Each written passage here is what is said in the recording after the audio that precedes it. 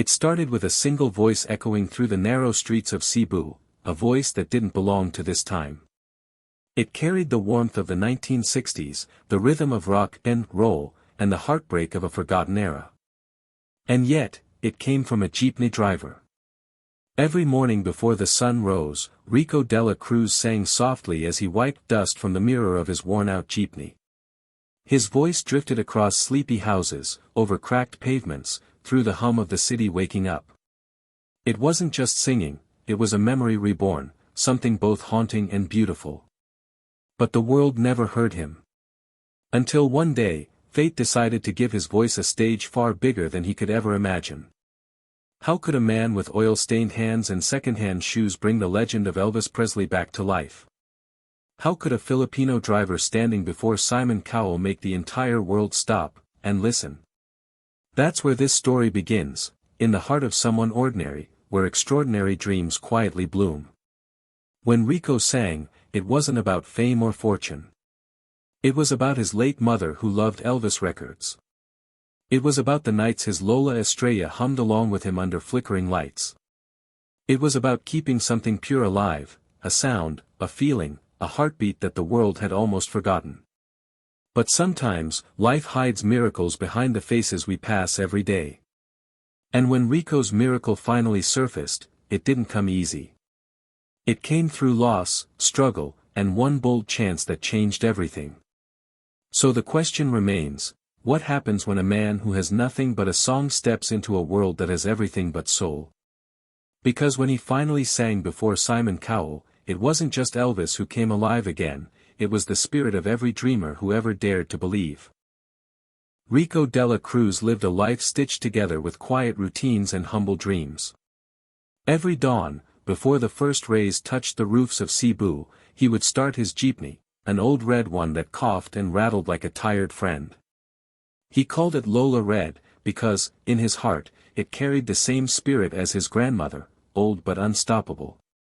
He wasn't a man of many words. His neighbors often saw him sitting outside his small wooden house, sipping coffee from a chipped mug, his radio softly playing Elvis Presley's "Can't Help Falling in Love." He'd close his eyes, let the song wash over him, and hum along, his voice smooth, deep, filled with something the world didn't hear enough of anymore. Rico wasn't poor by spirit, but by circumstance. His father had been a mechanic, his mother a street vendor who loved music more than sleep. When she passed away, Rico took her old Elvis cassette, cracked and worn, and kept it close like a treasure. It was all he had left of her, along with the gift of her voice that somehow lived on in his throat. He drove passengers every day, weaving through traffic, his mind half in the present, half lost in melodies. Children loved his soft humming, old folks smiled when he sang "Love Me Tender" under his breath. But to Rico, it was never about being noticed, it was about feeling alive for those few minutes between stops. At home, his Lola Estrella would wait with a gentle smile and a warm bowl of arroz caldo. She knew every line in his face, every sigh he tried to hide. She saw the dream buried under the weight of bills, repairs, and exhaustion, a dream that once burned bright but now flickered quietly in his chest. He lived simply, saving coins in a jar labeled "for music." It wasn't much, but it was hope in a glass, a reminder that maybe one day, his song could reach beyond the walls of their little home. He didn't know it yet, but that voice, born in silence and struggle, was about to change his entire world. Rico's days blended into one another, the same streets, the same faces, the same quiet melodies humming under the city noise. But behind his calm smile lived a silence far heavier than his passengers could ever guess. He had once dreamed of singing for crowds, of standing under lights that made his mother's favorite songs shine again. But dreams, he learned, didn't pay rent. Every time his jeepney broke down, every time the bills stacked higher, he felt the distance between who he was and who he wanted to be stretch wider, until it hurt just to think about it. At night, he'd sit by the window, guitar resting on his lap, playing softly to the stars. His voice carried through the narrow alleyways, but no one really listened anymore. The world had moved on, to auto-tune, to fame, to faces that smiled for cameras, not for songs. There was one night, though, that broke something inside him. Lola Estrella had fallen ill. The doctor said she needed medicine that cost more than Rico could earn in a month. He tried working double shifts, skipping meals, even selling his old guitar, the same one his mother had played when she taught him, Suspicious Minds. When he let it go, something inside him cracked, a quiet grief he couldn't name. Music had always been his way of holding on, but now even that had slipped away. He'd come home exhausted, staring at the empty space where the guitar used to rest. Some nights he sang to her still, softly, afraid she'd hear the tremble in his voice. But even his songs couldn't hide the fear that maybe, he was running out of reasons to keep dreaming. And yet, in that darkness, there was something waiting, a fragile spark, unseen but alive. It happened on an ordinary Sunday morning, the kind of day when life feels too slow to matter. The city was half awake, the sky pale with rain, and Rico had parked his jeepney under a mango tree to wait for passengers. He leaned back, humming softly to himself, "Can't help falling in love." A few students nearby stopped walking. They turned, smiled, and whispered among themselves. One of them, a young woman with a camera slung across her shoulder, stood listening longer than the rest. Her name was Mia, a volunteer from a local talent foundation who spent her weekends documenting street artists for social media. She didn't say a word, she just lifted her phone and pressed record. The rain began to fall, soft and rhythmic, like a heartbeat against metal. And there was Rico, in his faded blue jacket, singing through the drizzle, eyes closed, lost in another time. The video was only 2 minutes long. But it didn't need more than that. By nightfall, Mia had uploaded it with a simple caption. "Meet Rico, the Filipino Elvis you never knew you needed." By morning, everything had changed. His phone buzzed endlessly, strangers tagging, sharing, commenting. Some laughed, others cried, but most couldn't believe that a jeepney driver carried such a voice. A few even compared him to Elvis himself. The local news picked it up. Then regional networks. And then, somehow, an email appeared, from a global talent show. Rico stared at it for hours, unsure if it was real. His hands trembled as he showed it to Lola Estrella, who smiled weakly through her illness. Her eyes glistened, whispering silent prayers as she held his hand. For the first time in years, Rico felt something stir inside, not just hope, but destiny. That simple Sunday song, sung for no one, had opened a door he never dared knock on. It was as if life itself had heard him, saying, "Now it's your turn." The boy who once sang to the stars was finally being called into the light. The days leading up to the audition were anything but easy. Fame had come knocking, but Rico wasn't ready to open the door. Behind every message of praise came a wave of doubt. Was he really good enough? He wasn't trained, didn't have the look, the style, or the confidence that TV demanded. He was just a jeepney driver with an old soul and a borrowed dream. Mia helped him prepare, staying late after work, recording practice sessions on her phone. She taught him how to face cameras, how to hold the mic, how to breathe through nerves. But still, when Rico looked in the mirror, he didn't see an artist, he saw a man pretending to be someone else. One night, he stood on the small rooftop of his home, the city lights blinking like scattered stars. He could hear his Lola coughing inside, her strength fading. His chest tightened with guilt, for leaving her alone, for daring to dream when survival was already a struggle.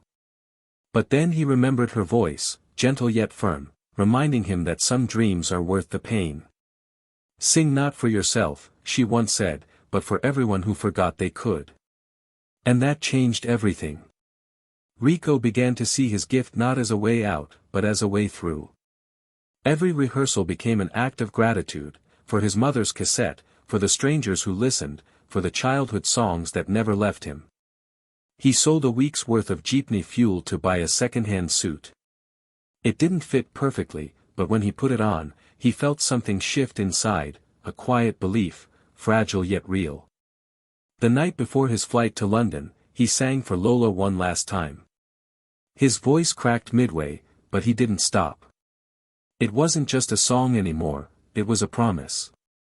He wasn't the same man who sang for coins on the road.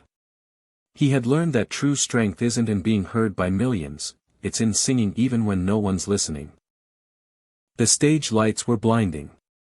The air inside the auditorium felt heavy, alive with whispers and curiosity. Rico stood there, clutching the microphone, his hands trembling. The judge's eyes, including Simon Cowell's, studied him, uncertain of what to expect from the shy Filipino man in an old-fashioned suit. For a moment, Rico's voice refused to come. His heart pounded against his ribs, echoing the rhythm of a lifetime of waiting.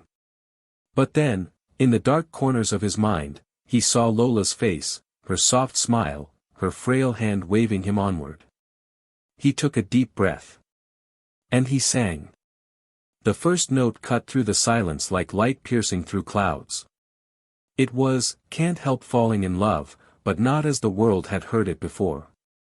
Every word carried the weight of his struggles, the long nights, the hunger, the loneliness, the love he refused to let die. His voice rose and broke and rose again, trembling with emotion, powerful yet tender. The audience fell still. Then, one by one, faces softened. Some smiled through tears.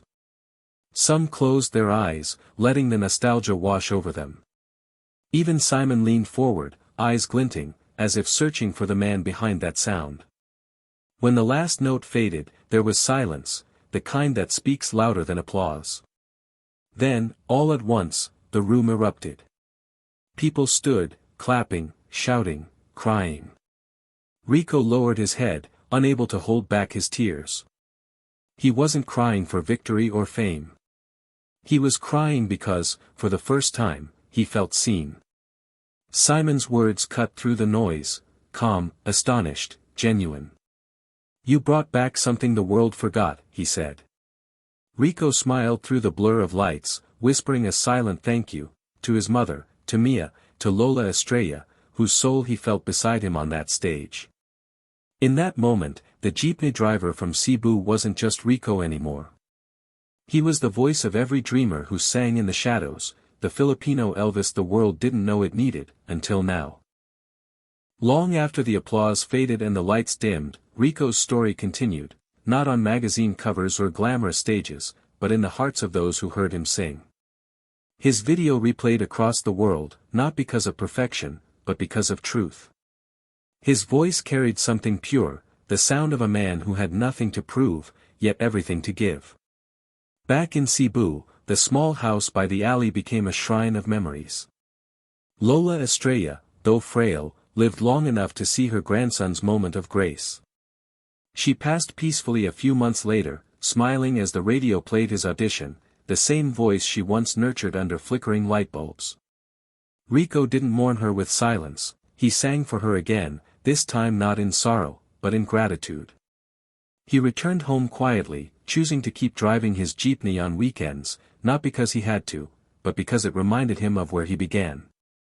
When passengers recognized him and asked for a song, he would smile shyly and sing a few lines. The streets that once carried his struggles now echoed his triumph.